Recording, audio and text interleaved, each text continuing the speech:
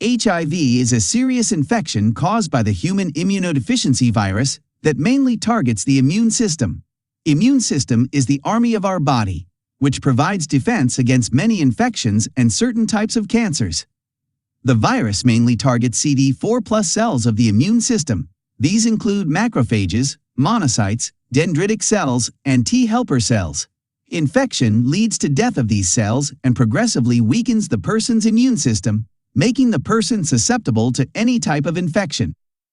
HIV infection is commonly transmitted by sexual intercourse.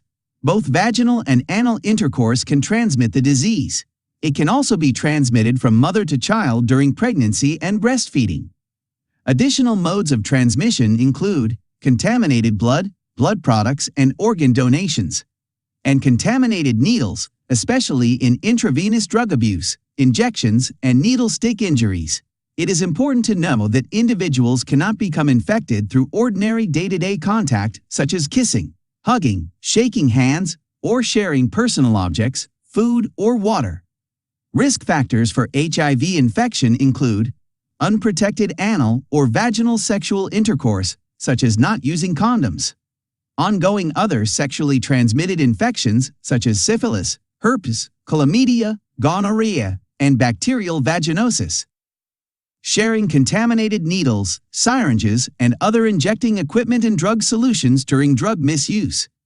Receiving unsafe injections, blood transfusions, tissue transplantation, and medical procedures that involve unsterile cutting or piercing. And accidental needle stick injuries, especially in health workers.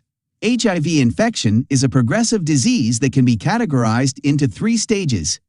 During the first stage, the acute HIV infection, person has non-specific symptoms, including fever and chills, rash, night sweats, body aches, sore throat, fatigue, lymphadenopathy, and mouth ulcers. However, it is important to know that a person can be completely asymptomatic during the acute phase, and having these symptoms does not indicate that a person has become infected with HIV, since even a mild flu can give rise to these symptoms. Stage 2 is the chronic HIV infection. This stage is also called asymptomatic HIV infection or clinical latency.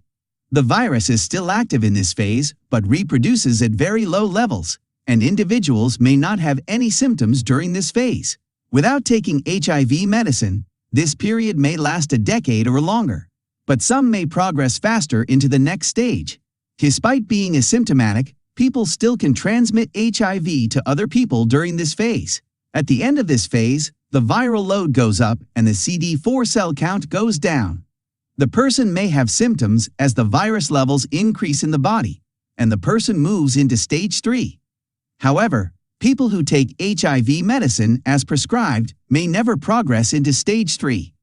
Stage 3 is called the acquired immunodeficiency syndrome, or AIDS phase, and it is the most severe phase of HIV infection.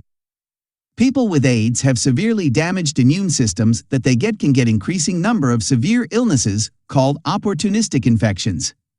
Some of these conditions include the following: recurrent pneumonias, especially with a typical bacterial species, candidiasis of bronchi, trachea, or lungs, esophageal candidiasis, cervical carcinoma, coccidioidomycosis, cryptococcosis, tuberculosis, HIV-related encephalopathy, herpes simplex infection, lymphoma, wasting syndrome, and Kaposi sarcoma.